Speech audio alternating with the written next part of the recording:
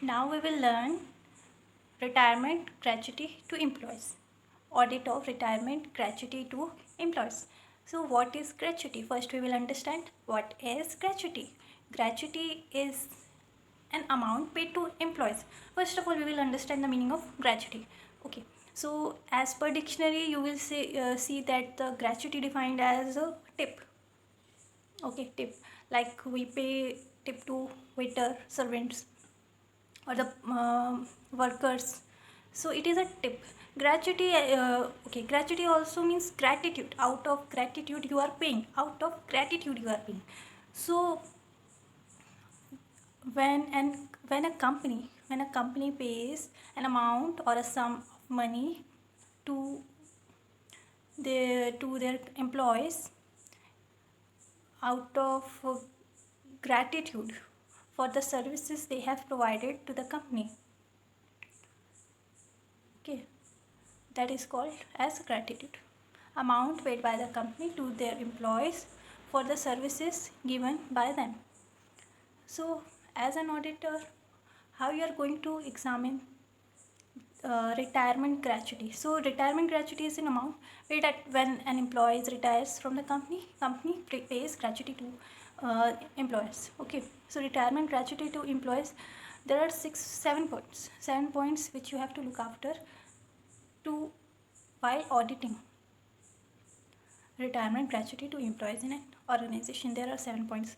So first 2 points are based on basis. Basis is very important while auditing, while verifying vouching the retirement gratuity to employees. Then second part is about amount. Okay, how much amount you are paying, how you have calculated, and and the last 3 points are related to disclosures. How have you treated as per the accounting standards? Have you checked the balance sheets and profit loss account? Have you complied with the schedules of the company act? You have to look after this. Okay, so first point is about that while verifying the retirement gratuity to employees, you have to examine the basis on which the gratuity payable to employees is worked out. You have to see the computations. Okay, you have to see the basis means on agreement basis, on actuarial rules, or on presumptions that all employees that are retiring, they will retire on the balance sheet date. So this is the there are the three bases. Okay, now second point is ensure that the basis of computing gratuity is valid, not invalid. You have to verify that the basis in which a company is giving gratuity to their employees is valid. Third point is about that the verify computation of liability of gratuity. On the aggregate basis, you have to compute the gratuity, so verify the same. Now fourth point is check the amount of gratuity. As an auditor, you have to verify that the amount which has been given by the company to their employees on retirement as in the form of gratuity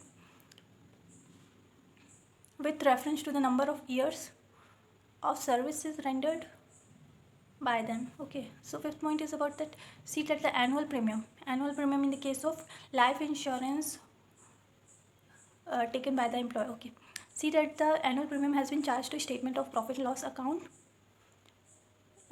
in case the concerned person has taken LIC policy. Okay, now sixth point is that ensure that the accounting treatment has been done in accordance with accounting standard 15, that is about employees benefit. AS 15 is about employee benefits. So AS 15 is dedicated, this standard is dedicated to employees benefits given to employer by the company. So gratuity is also a kind of benefit given to employer by the company. Now the last point you as an auditor you have to see is that ensure that the disclosure requirement as per the schedule 3 of the company act has been followed. So what this disclosure requirement as per schedule 3 says, it says that in respect of statement of profit and loss a company shall disclose, okay, by way of notes additional information regarding aggregate expenditure and income on the following items. Okay, they have given certain items on which you have to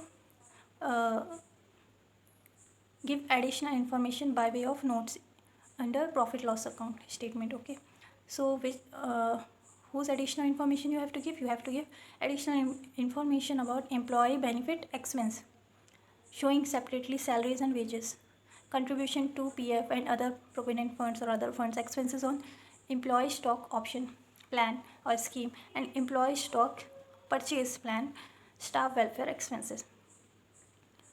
Now you have to also give additional information by way of notes for long-term provisions and short-term provisions. Long-term provision, the amount shall be classified as provision for employee benefit and others. And for short-term provision, the amount shall be classified as provision for employees benefit and others. These were the 7 points which you have to verify. Okay, first 2 are about basis, then second 2 are about the amount of gratuity, and the last 3 are about the compliance and disclosure. Okay, that's it.